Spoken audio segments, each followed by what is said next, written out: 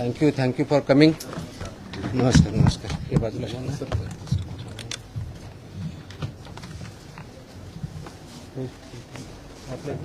थोडला बोलला तुम्ही बसा. थोडं पाठीमाग घेऊ का? थोडं पाठीमाग सरू का?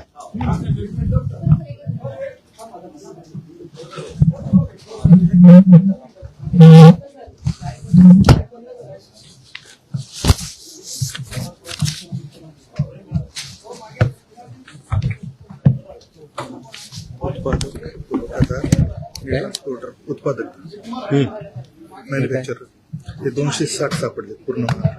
रिपीटेड कसे? नाही वेगळे. हे पुरवठादार 248 आणि ट्रान्सपोर्टर 190, टोटल 700. कधीपर्यंतचे? हे 10 वर्षातले गेले. आणि अजून रिपीटवाले वेगळे? रिपीट येणार नाही त्याचं. हे डिव्हिजन वाईज आहे. डिव्हिजन वाईजचे टेबल? टेबल नाही झालं सर पूर्ण, पण कॅल्क्युलेट करून घेतलं. ठीक. करूया चालू.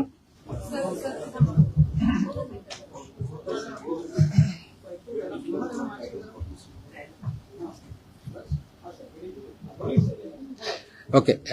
Welcome to the press conference.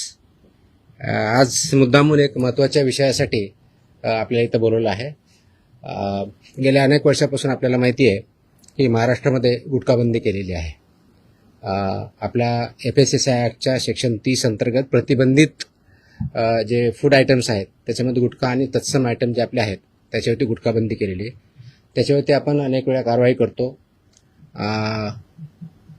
Raids करतो, फाईन करतो, FIR करतो. त्याच्यामधल्या प्रोव्हिजननुसार जेल पण होते, प्रॉसिक्युशन पण चालू आहेत. परंतु प्रोहिबिटेड आयटम असतानाही, फूड आयटम असतानाही महाराष्ट्रातल्या ऑलमोस्ट सगळ्या ठिकाणी हा गुटखा विकला जातो आणि कंझ्युम केला जातो. ही रियालिटी आपण बघतोय. मग याच्यावरती पर्याय काय? एन्फोर्समेंट तर चालू आहे, ते आपण आता जास्त स्ट्रिक्ट करत आहोत, तर ते चालूच राहील. परंतु याच्यावरती काही डेटरन्स असा क्रिएट करता येईल का की ज्याच्या माध्यमातून, कारण प्रोड्युसर तर इथं नाही आहेत प्रोहिबिटेड असल्यामुळं, ते बाहेरून आपण जे याच्यामध्ये इन्व्हॉल्व असणारे बिझनेसेस आहेत, बिझनेस पर्सन्स आहेत, ट्रान्सपोर्टर्स आहेत, रिटेलर्स, होलसेलर्स, सेलर्स, हे त्याच्यामध्ये इन्व्हॉल्व आहेत. त्या प्रकारचं रॅकेट आहे आणि ते जर उद्ध्वस्त करायचे तर आपल्याला खूप मोठ्या प्रमाणात स्ट्रॉंग स्टँड घेणं हे गरजेचं आहे. ह्या निष्कर्षापर्यंत शासन पोहोचलेलं आहे आणि म्हणून मध्ये बऱ्याच वेळेस याच्यावरती डिस्कशन पण झालं की काय केलं पाहिजे. आणि मी इथं जॉईन झाल्यानंतरही याच्यावरती आम्ही विचार केला काय करता येईल, कारण याच्यामध्ये this is a danger to public health आणि म्हणूनच तो आयटम प्रोहिबिट केलेला आहे. तर पब्लिक हेल्थला जर डेंजर असेल आणि तो आयटम प्रोहिबिट केलेला असेल तरीही त्याचा व्यापार होत असेल, तिथं ट्रान्सपोर्ट होत असेल, होलसेलर विकत असतील, सेलर विकत असतील आणि तो अवेलेबल होत असेल, तर त्याच्यावरती स्ट्रिंजेस्ट पॉसिबल ॲक्शन घेणं गरजेचं आहे. ह्या निष्कर्षापर्यंत पोहोचल्यामुळं आज दिनांक 12 जून रोजी मी मोका लावण्याचे आदेश पारित केलेले आहेत. So we have issued the order saying that MCOCA provisions will be, मोका कायदा, मकोका ज्याला आपण म्हणतो, Maharashtra control of organised crimes act 1999 हा आम्ही इन्व्होक केलेला आहे. ही माझी त्याची ऑर्डर आहे इश्यू केलेली. आणि ह्या ऑर्डरच्या अनुषंगाने हा फक्त फूड सेफ्टी ॲक्ट 2006 चे कलम 3, 26, 27, 30, 38, 41, 42, 59, 63, 64 आणि 89 बरोबरच Maharashtra control of organise crimes act 99चा sections 21D, 21E, 21F, 3, 4, 18, 21 and 23 read with code of criminal procedure 1973 किंवा भारतीय नागरिक संहिता सुरक्षा संहिता 2023 याच्या अनुषंगाने ही ऑर्डर मी आज पास केलेली आहे. एक मिनिट मला बोलतो त्या माझं पूर्ण होऊ दे, पूर्ण झाल्यानंतर विचारा ना प्रश्न.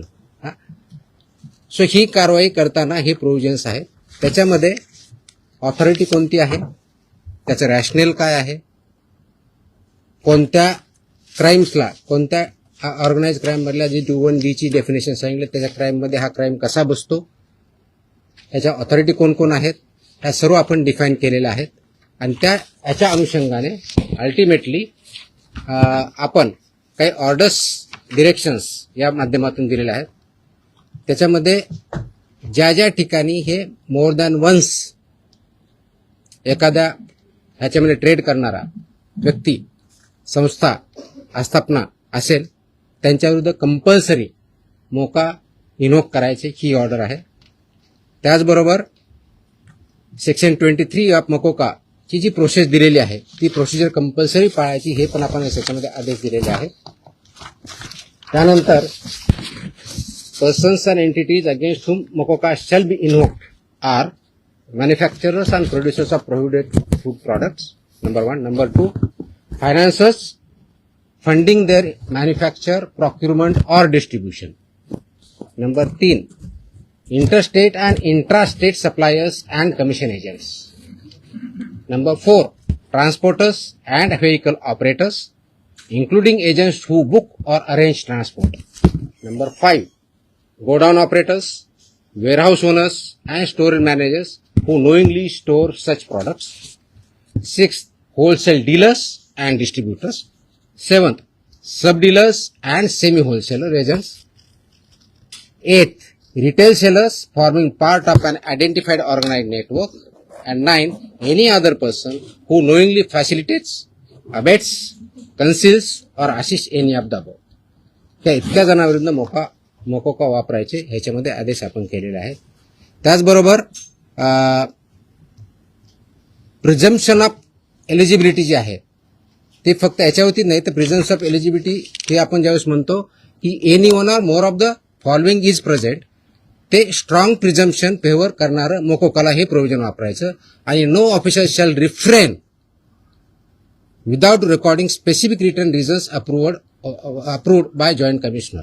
रिजनचं जे असेल त्याच्यामध्ये की interstate supply chain or manufacture nexus हे आपल्याला वरती न्यायचं प्रिझम्पशन ऑफ एलिजिबिलिटीसाठी वापरायचं.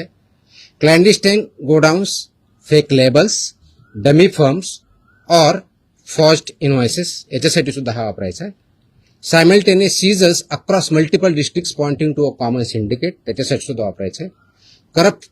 Corruption of enforcement officials or intimidation of informants of witnesses यासाठी आपण वापरणार आहोत.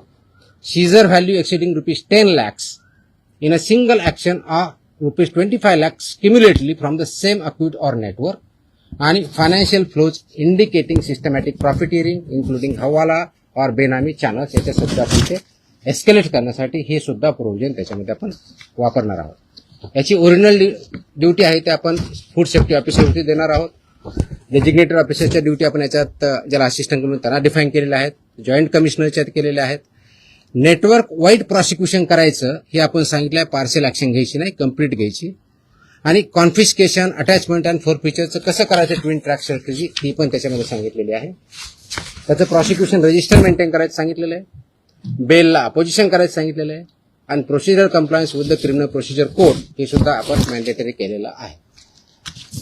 याचा सर्वांचा ऑब्जेक्टिव्ह जो आहे बेसिकली आपण मोका का वापरतोय, कारण हा स्ट्रिंजंट लॉ आहे, आय अंडरस्टँड, आणि त्याचं म्हणूनच खूप थॉट करून, विचार करून याच्यावरती कायद्याचे जे कलम आहेत, सेक्शन्स आहेत त्याचा अभ्यास करून this order is basically done to prosecute in the interest of food safety in violation but as an organized crime against public health.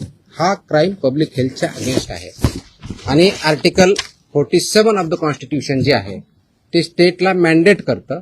That is where my order begins with. आणि तुम्हाला copy मी देईलच, press note बरोबर ही copy पण असेल, so that you can go through that order. It says the article 47 of the constitution of India cast upon a state primary duty to improve public health and in particular to bring about prohibition of consumption of substances injurious to health. हे already आपण prohibit केलेलं आहे, त्याचं implementation व्हावं, public health improve व्हावं आणि public health जी endanger होते ते कंट्रोल करता यावं या दृष्टिकोनातून मकोका कायद्याचे प्रोव्हिजन हे प्रोहिबिटेड आयटम जे 32 म्हणजे फसाई ऍक्टच्या सेक्शन 32 अंतर्गत जे आपण प्रोहिबिट केलेले आयटम आहेत त्यांच्यावरती आजपासून म्हणजे अगोदरच लागू करू शकलो असतं, पण आज आपण ती ऑर्डर काढलेली आहे and it will B implemented completely across the state of Maharashtra. Sir, जो कायदा केंद्राचा पळवाट सुरू करते दुकानामध्ये पान मसाल्याच्या पुड्या आणि त्याच्यामध्ये सुकी पुडी जे आहे ते मिक्स केल्यानंतर गुटख्यासारखा पदार्थ तयार होतो. अशा पद्धतीने चालकीला कसं रोखलं जाणार, कारण तो स्पेसिफिकली गुटखा या टायटलखाली विकला जातो. त्याच्यामध्ये मिसलिडिंग ॲडव्हर्टाइजमेंट ऍक्ट आहे. तुम्हाला काही दिवसापूर्वी मी कारवाई केलेली बघितली. फसाईमध्ये सुद्धा मिसलीड करणं, लेबलमध्ये चुकीची माहिती देणं, इन्ग्रेडियंट चुकीचे असताना वेगळा क्लेम करणं हा सुद्धा गुन्हा आहे. त्यानुसार आपण कारवाई करतो त्याच्यावरती. फक्त ही जी चालाकी केली जाते, दिस इज मिसलिडिंग. तर मिसलिडिंगला कायदा आहे. दुसरं मिश्रण जे असतं ते पान मसाला त्याला सुद्धा याच्या अंडर घेतलं जातं ते तंबाखू मिश्रण. मी तेच सांगतोय की आपल्याला कोणताही एखादी ज्यावेळेस प्रॉडक्ट असतो त्याच्यावरती लेबल कोणतं असावं, ते कोणत्या स्टँडर्डचं असावं, त्याच्यामध्ये कोणते कोणते इन्ग्रेडियंट असावे, त्याची काय व्हॅल्यू आहेत वेगवेगळ्या, त्या मॅन्डेट दिले. त्याचे रेग्युलेशन्स आहेत. फसाईमध्ये रेग्युलेशन्स दिलेले आहेत, व्हेरी क्लिअरली दिलेले आहेत. त्याचबरोबर ॲडव्हर्टायझिंग आणि मार्केटिंगचे सुद्धा रेग्युलेशन्स क्लिअरली आहेत. त्याचं व्हायोलेशन जिथं जिथं होतं त्या प्रोव्हिजनचा वापर आम्ही तिथं करणार आहोत. सर, याची जेव्हा कारवाई केली जाते तेव्हा लोकल पोलिसांची भूमिका खूप महत्वाची असते. स्पेसिफिकली बीट मार्शल आणि यांचा जो व्हिजिलन्स असतो तो अनेक नेक्सस तिकडे दिसून येतो अनेक पानटपऱ्यांवरती. ते कसं ब्रेक केलं जाणार, का आपल्याकडनं कडक कारवाईची तरतूद सगळ्यांकडून. त्याच्यामुळे तुम्ही जर आता मी वाचलं व्यवस्थित ऐकलं असतं तर त्याच्यामुळे तुमच्याकडनं प्रतिक्रिया त्याच्यावरती अपेक्षित. पोलीस आणि नेक्सस या ठिकाणी it's not about police or FDA किंवा food safety officers. It is the holistic. याच्यामध्ये कंझ्युम करणारा आहे तेवढा जबाबदार आहे, विकणारा आहे तेवढा जबाबदार आहे, इन्फोर्स न करणारा आहे तेवढा जबाबदार आहे. जो कोणी जबाबदार असेल आपण त्याच्यावरती कारवाई करणार आहोत आणि स्ट्रिक्ट करतोय. तुम्ही गेल्या काही दिवसामध्ये बघितलं असेल, हा ज्यावेळेस प्रोहिबिट केला त्यावेळेसचा उद्देश हाच होता, ही it's a danger to public health. आणि ते जर टाळायचं असेल, कारण याच्यामधून काय काय आजार होतात हे मी वगैरे सांगण्याची गरज नाही. It's documented, it's in the public domain. ते करण्यासाठी आपल्याला स्ट्रिंजंट ऍक्टचे प्रोव्हिजन आपण आज का इन्व्होक करतोय, कारण जेवढ्या इफेक्टिव्हली आपल्याला करायचं होतं तेवढं होऊ शकलं ना. हा डेटाच्या आधारे तुम्हाला मी डेटा सांगतो, म्हणजे जस्ट फॉर इन्फॉर्मेशन आपल्याला हा एक असेल की आतापर्यंत गेल्या 10 वर्षात ऑलमोस्ट आपण FIR किती केलेले आहेत महाराष्ट्रामध्ये. 32चा FSSAचा जो सेक्शन प्रोहिबिट केलेला आहे याच्यावरती. जे मॅन्युफॅक्चरर्स आहेत त्यांच्या विरुद्ध 260 मॅन्युफॅक्चरर्स FIR आहेत आपले. जे पुरवठादार आहेत सप्लायर्स ते 248 आहेत आणि पर्सन्स जे आहेत ते असे 190, असे 703 ट्रान्सपोर्ट कोणते हे ट्रान्सपोर्ट सॉरी ट्रान्सपोर्टर म्हणजे उत्पादक 260, सप्लायर्स 248 आणि ट्रान्सपोर्टर्स 190 असे 703 FIR आहेत. सो FIR काय कमी केलेत अशातला भाग नाही. त्यांचं प्रॉसिक्युशन, त्यांची पुढची प्रोसेस आपण करतोय. पण आपल्याला अजूनही त्याच्यामध्ये कम्प्लीट याच्यामधून खरोखरच हद्दपात करण्याच्या दृष्टीने कारण याच्यातून झाला नाही, तर पुढची स्टेप आपण घेतोय आणि ती आज आपण घेतलेली आहे. Yes please. पदभार स्वीकारला एक मिनिट. गुटखा हा 2 नंबर धंदा आहे आणि याच्यामध्ये खूप मोठं अर्थकारण आहे आणि त्याच्यामध्ये पोलीस प्रशासन सुद्धा मोठ्या प्रमाणात, खास करून बॉर्डरवरचे जे जिल्हे आहेत किंवा बॉर्डरवरचे जे पोलीस स्टेशन आहेत तर तिथून मोठ्या प्रमाणात गुटखा सप्लाय होतो. आता मी ज्या भागात धाराशिव जिल्ह्यामध्ये पोलीस स्टेशनच्या मोठ्या प्रमाणात पोलीस प्रशासन काही गाड्या पकडतं, काही गाड्या सोडतं, असे पण आपण मी जे सांगितलंय की दोज हु आर रिस्पॉन्सिबल त्यांच्यावरती आपण कारवाई करणार, कुणी असू द्या. ते माझे अधिकारी होऊ शकतात, इन्व्हॉल्व जर असतील तर दुसरे कोणी असू शकतात. त्याच्यामध्ये एड्स, अबेट हे शब्दप्रयोग आपण जे केलेले आहेत त्याच्यामध्ये त्यांचं इन्व्हॉल्वमेंट जर सिद्ध झालं तर आपण त्यांच्यावरती कारवाई फक्त पुरवठादार नाही. FIR आतापर्यंत झालेले आहे, पण ते प्रूव्ह करण्यासाठी, you are not getting my point, ते प्रूव्ह करण्यासाठी लेट मी आन्सर दॅट. ते प्रूव्ह करण्यासाठी आपल्याला ते डॉक्युमेंटरी एव्हिडन्स लागतील, आपल्याला एव्हिडन्सेस लागतील. असे आपल्याकडे सापडले तर डेफिनेटली आपण कारवाई करू. Let me complete.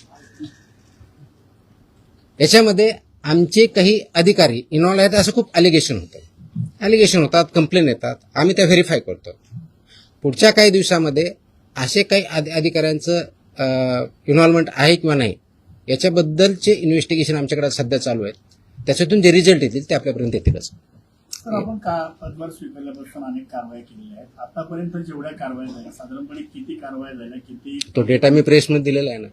नवीन नाही मी डेटा मी प्रेसमध्ये दिलेला आहे. टीव्हीला त्या बाईट स्वरूपातला नाही टोटल आता काही कारवाया केल्या खूप केल्यात. दररोज मी प्रेस देतोय. किती आहे देतो बघतो. Yes please. प्रोहिबिटेडची एका वेळेस एक मिनिट. I answer every question. Let me I come to. हां आता मकोकाची कारवाई करतात परत धमकी येऊ शकते. मला धमकी आलेलं कोणी सांगितलं तुम्हाला?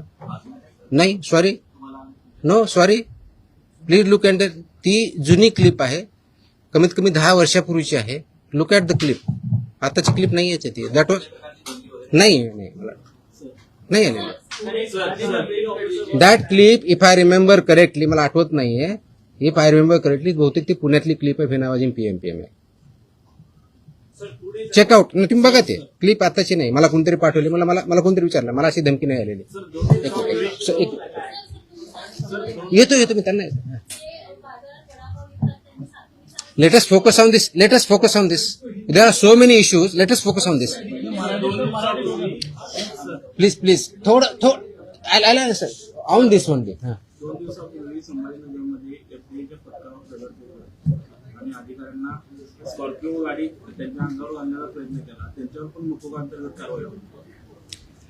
आता हे जे मी तो gutkha exactly that's what I am saying. कारण मकोका क्लॉज वापरण्यासाठी ज्या काही प्री कंडिशन्स आहेत त्या फुलफिल झाल्या, डेफिनेटली करणार आम्ही.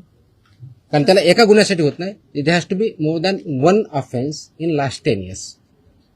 त्यांच्यावर जर झालेला असेल तर डेफिनेटली आम्ही करू, कारण त्याचं कंडिशन फुलफिल करायला पाहिजे. अदरवाईज आमचे FSSAचे ऍक्ट, BNS ऍक्ट आम्ही ते वापरतोच आहोत. आज ती जे हल्ला झाला त्याच्यावरती इमिजिएटली स्विफ्ट कारवाई पण झाली. 7 का 8 लोक त्याच्यामध्ये अरेस्ट पण झाले immediately. I spoke on with DGP also. DGPने सुद्धा इमिजिएटली त्याच्यावरती इन्स्ट्रक्शन देऊन कारवाई केली. अँड अशा प्रकारचे हल्ले आम्ही भिणार नाही. Very clearly will protect our officers आणि those who take law into their hands will show force of the law. एक मिनिट. येस नाही, बाजूला तुमच्या. बताऊंगा. मेरी हिंदी इतनी अच्छी है ही नहीं, जितनी भी टूटी फूटी है उसमें बात करूंगा. बोलो.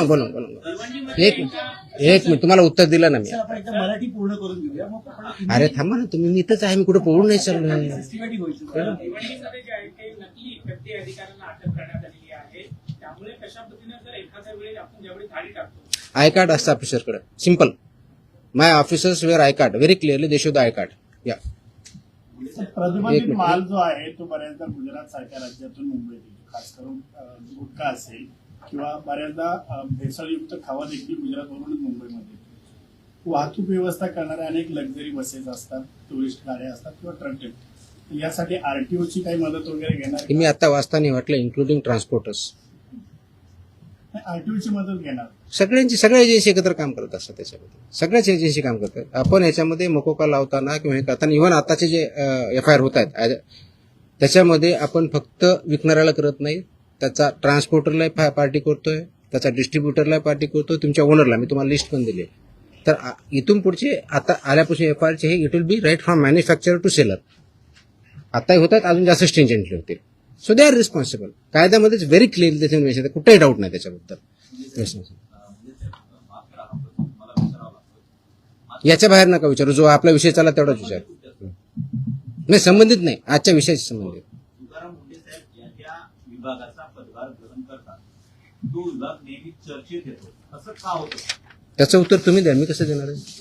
आय मीन तो काय होतो तर you are better. No, I cannot answer this.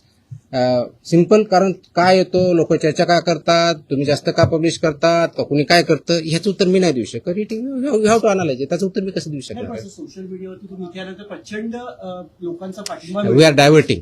Late us not divert. No. So publish related direct आहे. नो, हे जे विषय त्याच्यावरती आपण बोलू, बाकीचे विषय नाही. हा नाही, याच्या अगोदर फक्त हा डेटा हा कोण प्रोहिबिटेड ना, प्रतिबंध. हा आता तुम्ही जो विचारला होता प्रश्न की मी 25 मे ते 11 जून या काळामध्ये प्रोहिबिटेडच्या बाबतीत म्हणजे प्रतिबंधित आयटमच्या बाबतीतला सांगतोय, बाकीच्या नाही सांगत आहे, कारण हा प्रोहिबिटेडचा विषय आहे. म्हणून तपासणी केलेल्या आस्थापना म्हणजे प्रोहिबिटेडच्या बाबतीत त्या 354 आहे, 354. बाकीचे असेल ना आपल्याकडे पुढचे केलेले ती पण असेल ना, तो पण मागवा ना. आणि ड्रगचे असेल तर ड्रगचं पण मागवा. त्याच्यामध्ये नाही सॉरी, प्रतिबंधित पदार्थ आढळलेल्या आस्थापनाची संख्या 344 सापडली आपल्याला. तपासणी 354 केली, 344 मध्ये फाइंड आउट झालं. जप्त साठ्याची किंमत ह्या 344 मध्ये एक किती रुपये 3,27,24,629 rupees. 3,27,24,629 rupees. FIRs 235. Arrested people 350. Seal establishment of this 344 are 274. Seized vehicles are 26 and the price of that vehicle is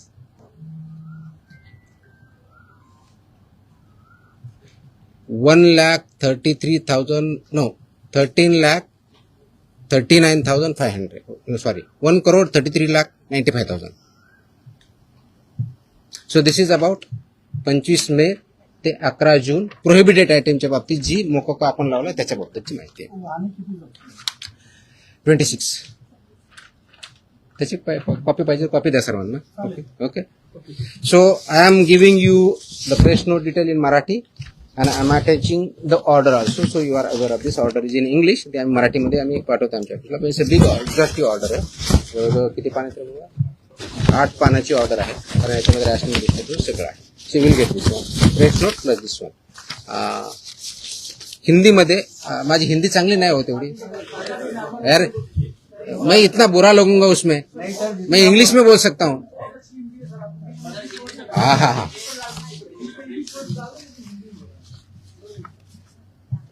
आप सब जानते हैं कि महाराष्ट्र में FSI एक्ट के तहत सेक्शन 30 के अंदर प्रोहिबिटेड आइटम्स है. जैसे कि गुटखा पान मसाला इसमें एक आइटम्स है प्रोहिबिटेड है. इसका मतलब ये होता है कि ये प्रोडक्ट फूड प्रोडक्ट जो है प्रोहिबिटेड वो महाराष्ट्र में मैन्युफैक्चर नहीं हो सकता है, ट्रांसपोर्ट नहीं हो सकता है, स्टोर नहीं हो सकता है, सेल नहीं हो सकता है. फिर भी बहुत कार्रवाई करने के बावजूद इसका सेलिंग और अवेलेबिलिटी महाराष्ट्र में कई जगहों पे पाया जाता है. इसलिए गवर्नमेंट शासन ने ये डिस्कशन कर रही थी इस पे क्या किया जाए, कौन सा स्ट्रिंजेंट एक्ट या क्लॉज या कार्रवाई की जाए जिसकी वजह से ये एक्चुअली प्रोहिबिट होगा, क्योंकि ये दिस इज ए इंडेंजर तो पब्लिक हेल्थ के लिए हानिकारक है. इससे पब्लिक हेल्थ इंडेंजर होती है. ये नॉलेज पब्लिक डोमेन में है. तो इसके तहत आज हमने मोकोका एक्ट जो है महाराष्ट्र का, Maharashtra control of organise crime act 1999, ये इसमें इन्वोक करने का निर्णय लिया है, लागू किया है कि जो ये बिजनेस में मैन्युफैक्चरिंग करते हैं, ट्रांसपोर्ट करते हैं, सेल करते हैं, डीलर्स है, सेमी डीलर्स है, ये सबको ये प्रोविजन के अंदर अभी कार्रवाई की जाएगी. उसकी जो प्रोसीजर दी है सेक्शन 23 के अंदर मोकोका के, वो फॉलो करके ये मैंडेटरी किया गया है कि जो मोकोका के प्रोविजंस के में लायबल है वो मैंडेटरी हमारे ऑफिसर एफआईआर करते समय मोकोका का प्रोविजन एक्ट इन्वोक करेंगे और उनको पनिशमेंट करेंगे. इसका ऑब्जेक्टिव है, उद्देश्य है कि पब्लिक हेल्थ जो इंडेंजर हुई है इसकी वजह से उसको पूरा तरह से रोका जाए. और वो जो हमने प्रोहिबिशन किया है आइटम्स में उसका अवेलेबिलिटी महाराष्ट्र में कहीं न हो और लोग उसको न खाए, जिसके वजह से उनकी हेल्थ अच्छी रहेगी, उनका हेल्थ अच्छे रहने की वजह से उनका प्रोडक्टिविटी अच्छी रहेगी और जो ह्यूमन डेवलपमेंट है, ह्यूमन ग्रोथ है, उसको भी अच्छी तरह से हो जाएगा. इसीलिए ये प्रोविजन आज हमने इन्वोक किया है. इसका ऑर्डर हमने आज as a commissioner food safety Maharashtra बोल के इश्यू किया है और ये लागू हो रहा है और ये सब स्ट्रिक्टली आगे इम्प्लीमेंट होगा. अब तक का लास्ट 10 साल में जो मैन्युफैक्चरर्स है उनके खिलाफ 260 एफआईआर हुए हैं, जो सप्लायर्स है 248 एफआईआर हुए हैं, जो ट्रांसपोर्टर्स है 190, ऐसी 703 एफआईआर भी हो चुके हैं. इसका डेटा हमने मांगा है, उसका एनालिसिस भी चल रहा है.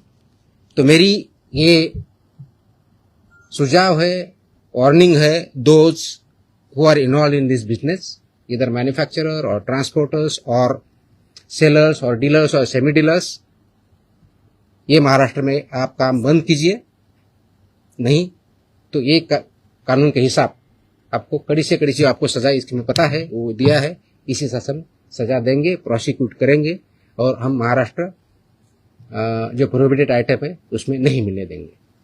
किस किस के तहत खिलाफ कोई कार्रवाई हुई? ये जो हमने बताया कि इसमें कौन कौन आता है, तो इसमें मैन्युफैक्चरर आएंगे, manufacturer end producers of prohibited items, financiers funding जो करते हैं मैन्युफैक्चर के लिए या प्रोक्यूरमेंट के लिए या डिस्ट्रीब्यूशन के लिए, वो भी आएंगे। इंटर स्टेट और इंट्रा स्टेट सप्लाईज जो है वो भी इसमें आएंगे, कमीशन एजेंट्स भी इसमें आएंगे, ट्रांसपोर्टर्स आएंगे, व्हीकल ऑपरेटर्स आएंगे, इंक्लूडिंग एजेंट्स हु बुक और अरेंज फॉर ट्रांसपोर्ट, वो भी आएंगे।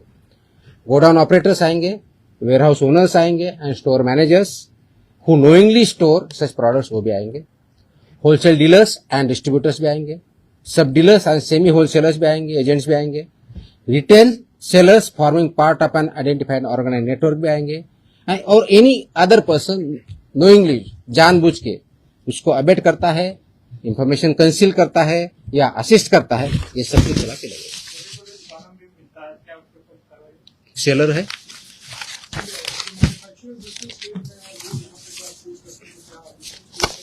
so it's a part of syndicate. Syndicate K definition में सब कुछ आया है. Organized crime. That's why it is an act. That's why this is become an organized crime, and they are working as a syndicate. That's why we are invoking these provisions. They are supporting. They are supporting.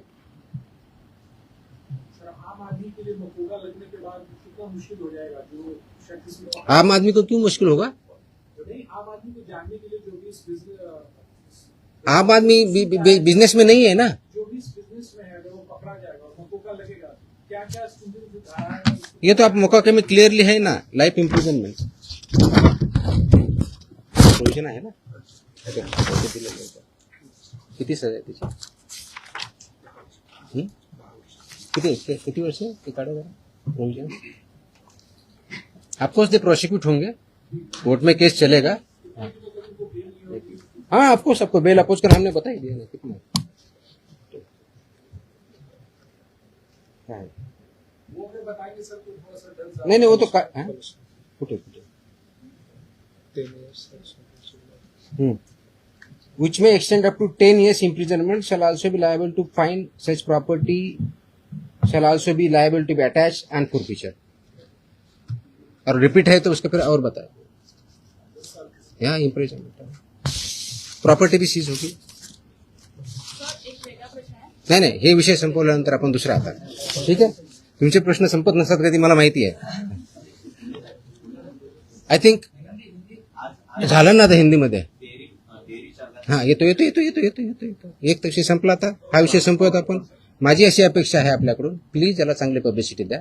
This is in the interest of state of Maharashtra. It's very very crucial, very very crucial. Many people have fallen prey to this, so we need to save our people. We need to work. That's a public health hazard, and we have to eliminate it. Absolutely clear.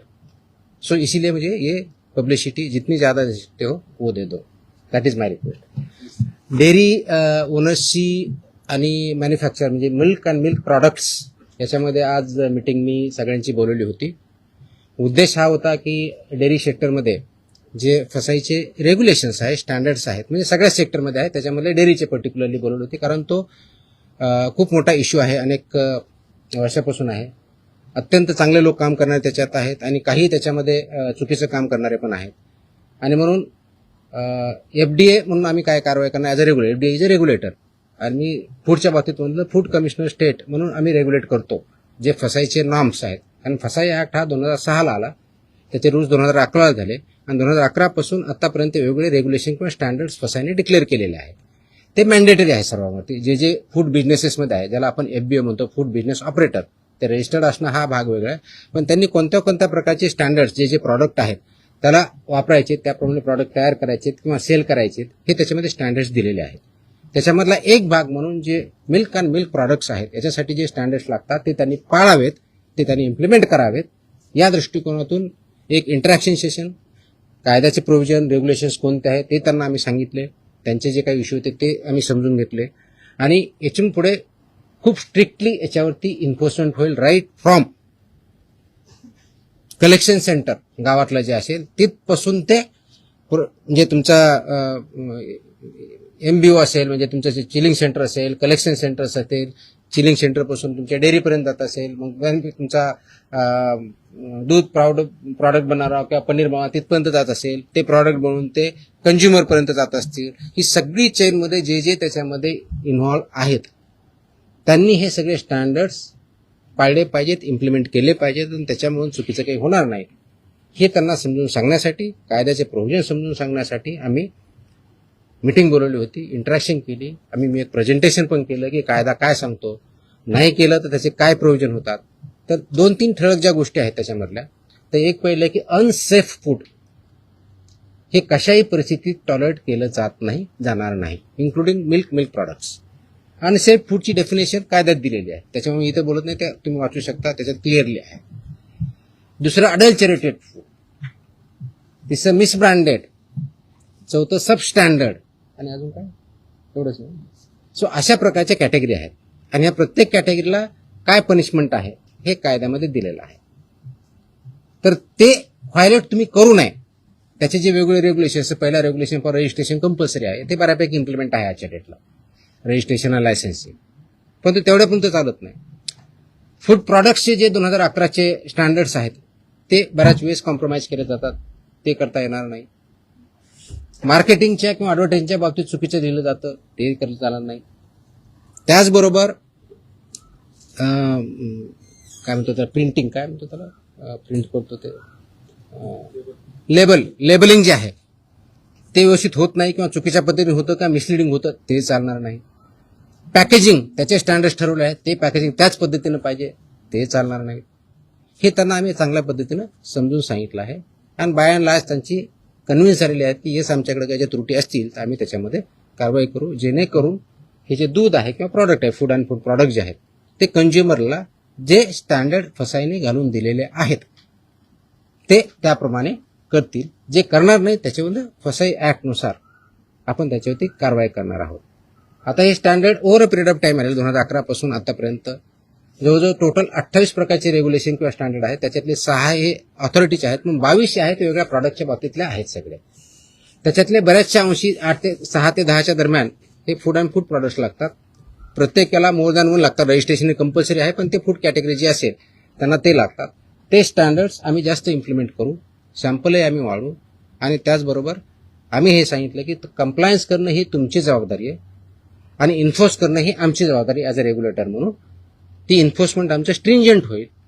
त्याच्यामुळं आपण स्वतः आपल्या आधीनिसं ज्यांच्याकडून तुम्ही दूध घेता, जे chilling centres आहेत, जे तुमचे प्रॉडक्ट्स आहेत, तुमचे प्लांट्स आहेत, त्या ठिकाणी याचं कोणतंही व्हायोलेशन होणार नाही याची काळजी तुम्ही घ्या.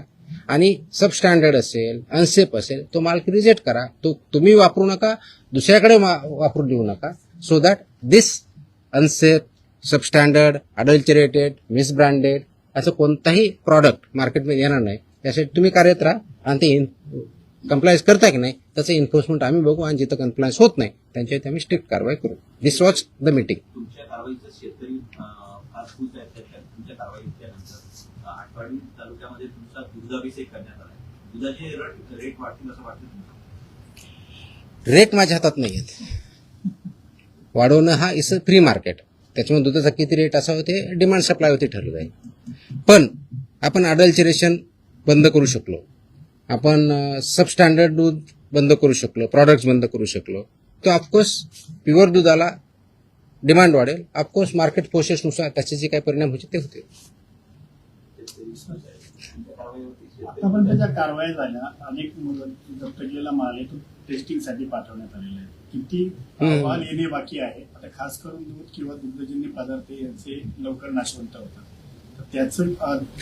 त्याची आम्ही काळजी घेत आहोत. त्याचे जे पिरियड दिलेला आहे, ड्रगच्या बाबतीत 60 दिवसाचा असतो, फूडच्या बाबतीत 14 दिवसाचा असतो, त्या वेळेतच येथील आम्ही इन्श्युअर करतोय. त्याची सुद्धा मी आढावा घेतलेला आहे. आपल्याकडं 3 ठिकाणी आपल्या स्वतःच्या लॅब आहे. पुण्याला आपली हेल्थ डिपार्टमेंटची ऑलरेडी लॅब आहे, प्लस मुंबईमध्ये BMCची लॅब आहे, प्लस गव्हर्नमेंट ऑफ इंडियाच्या फसाच्या PPP वरती लॅब आहेत. त्याच्यामुळे आपण ते सॅम्पल वेळेत कसे होतील याची आपण काळजी घेत आहोत. मनुष्यबळा संदर्भात देखील मागे एकदा भरपूर एकाच दिवशी सगळं तुम्हाला परत प्रश्न यायचं नाही का असं सांगा, मी सांगू शकतो. नाही रोज तर नाही शक्य, पण इन बिटवीन आपण भेटत जाऊ. 100 नहीं इसमें वो प्रोहिबिटेड आइटम के लिए है. विल एज आई टेल ना, इसमें रिपीट ऑफिसेस कितने हैं, क्या है, हम देखेंगे. We'll examine everything. We have collected data. We have started work on that. ये एक दिन का ऑर्डर नहीं है. It has lot of thought has gone into it. जो कंडीशन में अगर फुलफिल करता है डेफिनेटली, इसीलिए मैंने मैंडेटरी किया है ना उसको. या सरकारी रुग्णालयांना पुण्यातील आणि पिंपरी चिंचवडमधील रुग्णालयांना हिंदुस्थान अँटीबायोटिक्स कंपनीमधून औषध निर्मिती थांबवण्याचा निर्णय आपल्या विभागाने घेतला आणि औषध निर्मितीमध्ये त्रुटी आढळल्याने हॉस्पिटल औषध निर्मिती हॉस्पिटलमध्ये जे इंजेक्शन आणि सलाईन पुरवठा करतात ना, हां त्या पुण्यातील आणि पिंपरी चिंचवडमधील हिंदुस्थान अँटीबायोटिक कंपनीमध्ये औषध निर्मिती थांबवण्याचा निर्णय घेतला होता, असं यांनी बजावलं. म्हणजे कुणी? आपल्या विभागाने कुठे कॉपी होती. प्रश्न आला ना. नाही तुम्ही प्रश्न असा अझम्पशनवर प्रश्न नका ना विचारू. असा अझम्पशनवर प्रश्न नका विचारू. तुमचा काय फॅक्ट्स काय ते सांगा. मग अशा आदेश बाजूला असा प्रश्न आला तर कुणी आदेश बरोबर हे तर पाहिजे माहित पाहिजे. औषध निर्मितीमध्ये त्रुटी आढळल्याने शोकॉज नोटीस बजावण्यात आली. प्लीज थोडंसं तुम्हाला समजून सांगतो. कंटेक्स्ट मध्ये मी त्या स्पेसिफिक केसबद्दल बोलत नाही, कारण तुम्ही स्पेसिफिक प्रश्न विचारत नाही. मी तुम्हाला जनरल सांगतो. काय असतं की मार्केटमध्ये जे आपले ड्रग्ज असतात, म्हणजे मेडिसिन्स असतात, त्यांचं आम्ही चेकिंग करत असतो. चेकिंग करताना परत सबस्टँडर्ड, अडल्चरेटेड आणि याच्यामध्ये ड्रगमध्ये एक कॅटेगरी आहे स्प्युरियस किंवा मिसब्रँडेड, या प्रकारचे आढळले तर त्याला पनिशमेंट ड्रग्ज अँड कंट्रोल ॲक्टनुसार आम्ही करतो. अशा जर काही कॅटेगरी आढळल्या असते आमच्या याच्यामध्ये तर there is a provision called recall order म्हणतात त्याला, आणि स्टेट ड्रग कंट्रोलर ते करत असतो. ती प्रोसेस आम्ही चालू केलेली आहे.